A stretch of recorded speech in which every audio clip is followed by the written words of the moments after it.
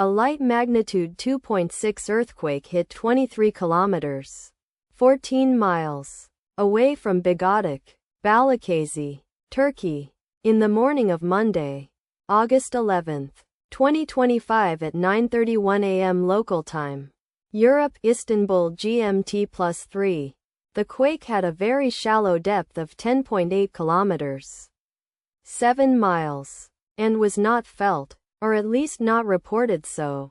First to report, EMSC after 12 minutes. The earthquake occurred 11 minutes after a magnitude 2.9 earthquake had hit on Monday, August 11, 2025, at 9:20 a.m. local time.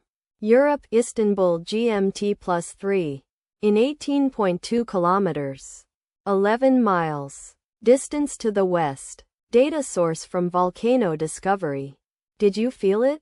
Let us pray. May the earthquake that occurred not affect our brothers and sisters there. May the earthquake not happen again. And may God protect everyone. Amen.